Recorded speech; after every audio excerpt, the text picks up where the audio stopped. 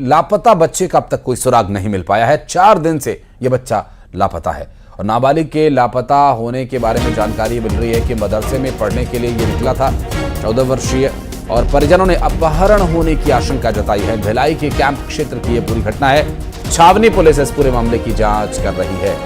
एक 14 वर्षीय नाबालिग जो 4 दिन से लापता है, जिसकी तलाश लगातार की जा रही है और अभी तक कोई सुराग उसका नहीं मिल पाया। बताया जा रहा है कि मदरसे में पढ़ने के लिए वो घर से निकला था और परिजन उसके अपहरण होने की आशंका जता रहे हैं। छावनी पुलिस इस पूरे मामले की जांच कर रही है और जांच में क्या कुछ तथ्य अब तक सामने आए हैं, इस पर लगातार डिटेल्स आप तक पहुंचाएंगे। फिलहाल आपको बता दें, मिथिलेश हमारे सहयोगी इस वक्त हमारे साथ जुड़ गए, उनसे बात करेंगे। मिथिलेश, आखिर क्या है ये पूरा मामला? देखिए, भिलाई में ये पिछले 4 दिन पहले ये घटना हुई थी, जब एक बच्चा जो है वो मदरसे में पढ़ने के लिए निकला हुआ था। परिजन उसको पढ़ने के लिए गए छोड़े थे। उसके बाद से जब उसको लौटना था तो वो लौटा ही नहीं। काफी देर तक इंतजार करने के बाद में परिजनों ने जब संपर्क किया मदरसे में तो ये पता चला कि वो वहां पहुंचा ही नहीं था। आखिर वो कहाँ गया? काफी देर तक खोजबीन करते रहे, उनसे दोस्तों से बातचीत करते हैं, लेकिन उसको कोई सुराग नहीं मिला। पुलिस में इस मामले की शिकायत की गई है। पूरे मामले में जांच की जा रही है और जो बालक गुम है और उसको खोजने का प्रयास किया जा रहा है। परिजन ये भी कह रहे हैं कि उसके अपहरण होने की संभावना है, लेकिन अपहरण क्यों होगा अभी तक ऐसा कोई फोन भी नहीं आया है और न ही उसका कुछ पता चल पाया है। तो फिलहाल पूरे मामले में छावनी पुलिस जांच कर रही है। जांच के बाद में ये स्पष्ट हो पाएगा कि आखिरकार वो लापता बच्चा है वो गया कहाँ है। जी बिल्कुल, और ये एक समस्या निश्चित रूप से पुलिस के लिए तो रहेगी। परिजन भी इस बात को लेकर परेशान है। अपहरण किए जाने की आशंका जताई जा रही है परिजनों की तरफ से। कोई किसी पर शक है उन्हें? कोई इस बारे में भी बात की उन्होंने? देखिए, उन्होंने शंका तो जाहिर की है, किसी से बात किया है नहीं किया ये काफी अभी तक पता नहीं चल पाया है। लेकिन ये जरूर कहा जा रहा है कि 4 दिन तक जब बच्चा नहीं लौटा है तो कहीं न कहीं उसका अपहरण भी किया जा सकता है। तो इस एंगल में भी पुलिस जांच करेगी कि आखिरकार परिजनों को भी ये कहने की वजह क्या है। अभी जो वजह है वो बहुत स्पष्ट सामने नहीं आ पाई है क्योंकि प्राथमिक तौर पर है। लेकिन ये जरूर है कि जब 4 दिनों तक कहीं बच्चा नहीं लौटता है तो परिजनों को कई तरह की शंकाएं होती है और यही शंकाएं जो है वो अपहरण को भी शंका जाहिर कर रही है। तो फिलहाल ये शंका भी जाहिर की गई है, पूछताछ की जाएगी। पूछताछ में हो सकता है कि कुछ और बातें भी सामने आए। पुलिस इन तथ्यों पर भी जांच करेगी। जी बहुत शुक्रिया आपका इस जानकारी के लिए मिथिलेश। और पेंड्रा में अवैध कबाड़ व्यवसाय पर प्रशासन पूरी तरह से सख्त है। 15 टन अवैध कबाड़ जब्त किया गया। स्क्रैप कारोबारी पर मामला दर्ज किया गया है। शिकायतों के बाद कबाड़ गोदाम पर पुलिस ने छापा मारा और गोदाम संचालक पर भी केस दर्ज किया गया। तो करीब 15 टन ये अवैध कबाड़, जहां स्क्रैप कारोबारी पर मामला दर्ज किया गया है, कबाड़ गोदाम पर पुलिस ने छापा मारा है। आपको बता दें कि इस पूरे मामले में गोदाम संचालक पर भी केस दर्ज किया गया है और पेंड्रा में ये अवैध कबाड़ प्रशासन ने जब्त किया है।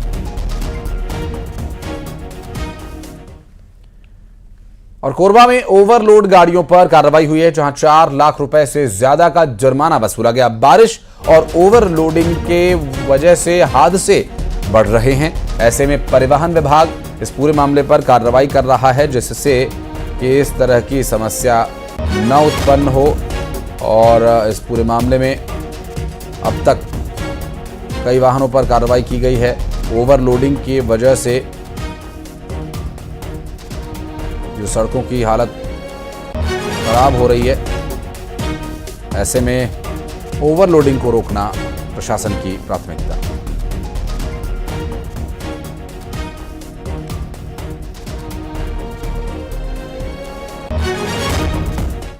और बलौदा बाजार से खबर, जहां पर बहुचर्चित सेक्स स्कैंडल केस में पुलिस को बड़ी सफलता मिली है। 3 महीने से फरार महिला पुष्पमाला को गिरफ्तार कर लिया गया है। झूठे केस में फंसाने की धमकी देकर लाखों रुपए ऐंठने का इस पर आरोप है और 4 आरोपी पहले ही इस मामले में गिरफ्तार किए जा चुके हैं। दरअसल मामले में अभी भी 2 आरोपी फरार बताए जा रहे हैं, जिनकी तलाश की जा रही है। और ऐसे में अभी तक महिला की जो गिरफ्तारी हुई है उसकी निशानदेही पर आगे और लोगों की गिरफ्तारी हो सकती है। और दुर्ग में मौसम की बेरुखी से किसानों की चिंता बढ़ गई है और इस बार जिले में उम्मीद से कम बारिश हुई है। शिवनाथ नदी का जलस्तर 4 फीट तक नीचे चला गया है। आपको बता दें कि भिलाई और दुर्ग वासियों की प्यास बुझाने के लिए नदी में सिर्फ 7 दिन का ही पानी बचा है।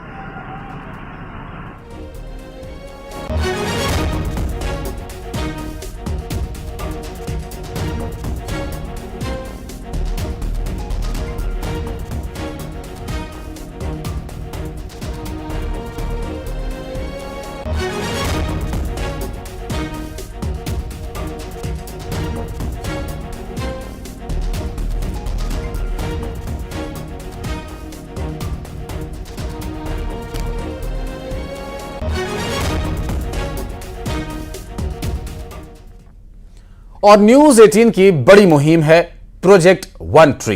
आप भी इस मुहिम का हिस्सा बनिए और अपना कर्तव्य पूरा कीजिए। नेटवर्क 18 की पहल प्रोजेक्ट ट्री का हिस्सा बनिए।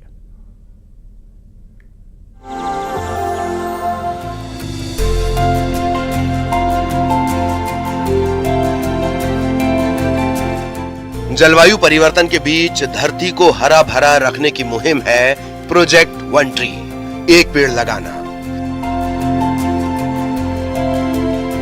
हम में से हर किसी का कर्तव्य है। भारत का सबसे बड़ा न्यूज नेटवर्क न्यूज 18 इस तरफ कदम बढ़ा चुका है और हमने लॉन्च किया है प्रोजेक्ट वन ट्री, एक आंदोलन जिसका लक्ष्य प्रत्येक भारतीय को एक पेड़ लगाने के लिए प्रेरित करना है। एक पेड़ मानवता के लिए, एक पेड़ धरती माता के लिए, एक पेड़ हमारे भविष्य के लिए। पृथ्वी हमसे ज्यादा कुछ नहीं मांग रही, वो तो बस एक पेड़ लगाने का आग्रह कर रही है। अगर हम सभी एक एक पेड़ लगा सके, उसका पालन पोषण कर सके, तो देखते ही देखते एक दिन वो एक मजबूत, छाया देने वाला, जीवन देने वाला पेड़ बन जाएगा। इसी कड़ी में राष्ट्रपति द्रौपदी मुर्मू ने प्रोजेक्ट वन ट्री के महत्व के बारे में अपना विजन रखा और सभी से योगदान की अपील की। आज हम जो भी पेड़ लगाएंगे वो हमारे आने वाली पीढ़ियों के बेहतर भविष्य की दिशा में एक महत्वपूर्ण योगदान होगा। मैं इस पहल के लिए पुनः आप सबकी सराहना करती हूँ। ऐसे महत्वपूर्ण विषय के संबंध में एकजुट होना और समाधान की ओर बढ़ना अत्यंत प्रशंसनीय है। प्रधानमंत्री नरेंद्र मोदी ने इस साल विश्व पर्यावरण दिवस पर एक पौधा लगाने की मुहिम शुरू की, जो एक सराहनीय और महत्वपूर्ण पहल है। देश की कई बड़ी हस्तियां न्यूज 18 की इस खास पहल का हिस्सा बनी। पेड़ सदैव पर्यावरण की रक्षा करता है।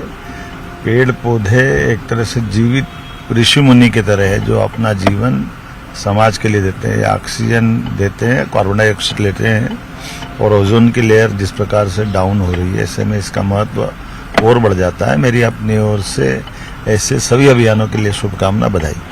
तो निश्चित रूप से ये गेम चेंजर होगा और ये अनुकरणीय पहल है। मैं पूरी टीम को बहुत बधाई देता हूं, शुभकामनाएं देता हूं कि इस अनुकरणीय पहल के लिए। न्यूज 18 आपसे इस मुहिम का हिस्सा बनने की अपील करता है। अब आपको दिखाते हैं कि कैसे हम सभी के लिए न्यूज 18 के एडिटर्स ने एक मिसाल पेश की है। ये एक ऐसा मित्र है जो जीवन भर आपका साथ देगा।